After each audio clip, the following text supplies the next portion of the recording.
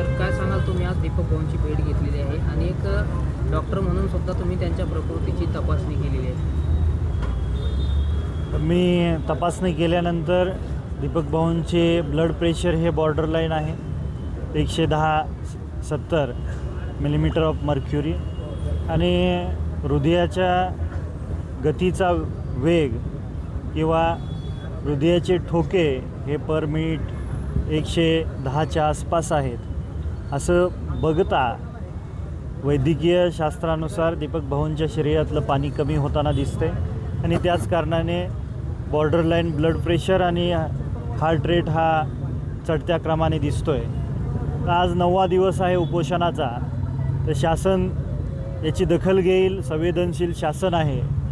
सकाळी मी येऊन पाहून गेलो होतो. त्यानंतर मी कलेक्टर मॅडम, या जिल्ह्याच्या पालकमंत्री पंकजाताई आणि राज्याचे मुख्यमंत्री साहेब सन्माननीय देवेंद्रजी फडणवीस साहेबांशी फोनवरनं चर्चा केली आणि चर्चा केल्यानंतर त्यांना समाज बांधवांच्या वतीनं विनंती केली की 9वा दिवस आहे, प्रकृती खालावत चालली आहे. आपल्याला मनोगत व्यक्त करणारे पुणे जिल्हा परिषदेचे आणि त्या दीपक भाऊंचं जे उपोषण आहे की धनगर समाजाला अनुसूचित जमातीचं जे आरक्षण आहे त्याची अंमलबजावणी करण्यासाठीचं हे उपोषण आहे.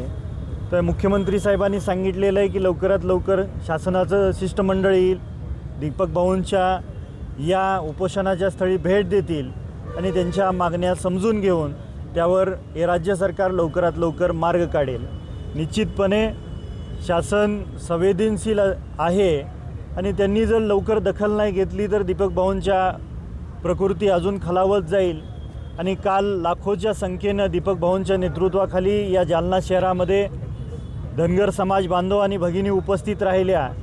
ते शांततेत कालचा मोर्चा पार पडला.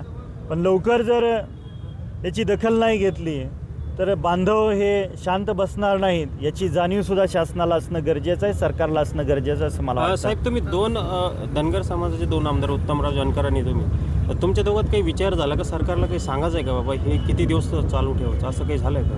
नाही, मी CM साहेबांशी मगाशी भेटल्यानंतर फोनवरती संपर्क केला आणि CM साहेबांनी सांगितलेलं आहे की शिष्टमंडळ लवकरात लवकर शासनाचं उद्यापर्यंत येईल आणि दीपक भाऊंशी चर्चा होईल. आमची चर्चा मंचावरती याच्या संदर्भात झाली की 1 तारखेला जो राज्यामध्ये चक्काजाम आंदोलन करणार आहेत तर पश्चिम महाराष्ट्रात आमच्या भागामध्ये कशा पद्धतीने चांगल्या यशस्वीरित्या करता येईल याबद्दल आमची चर्चा झाली. 1 तारखेनंतर ते आक्रमक भूमिका घेणार आहेत. काल त्यांनी इशारा सुद्धा दिला आहे. कशा पद्धतीने धनगर समाज हा तसा शांतताप्रिय असणारा समाज आहे आणि धनगर समाजाची भावना एवढीच आहे की 78-79 वर्ष होत असताना या देशाला स्वातंत्र्य मिळून ज्या अनुसूचित जमातीमध्ये आमचा समाज आहे त्याची अंमलबजावणी या राज्य सरकारने केलेली नाही.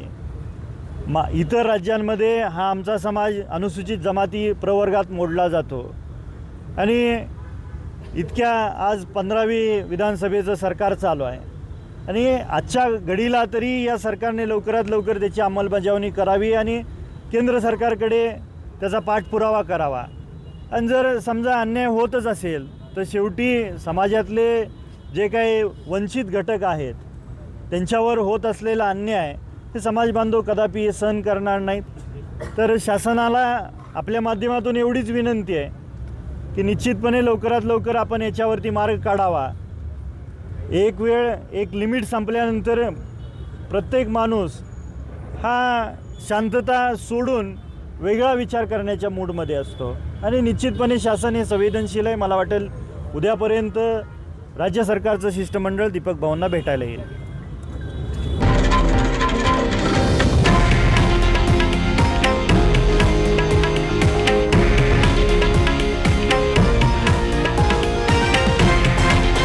हे आहे देशातील नंबर 1 न्यूज नेटवर्क आणि आपण पाहत आहात TV9 मराठी, एकमेव.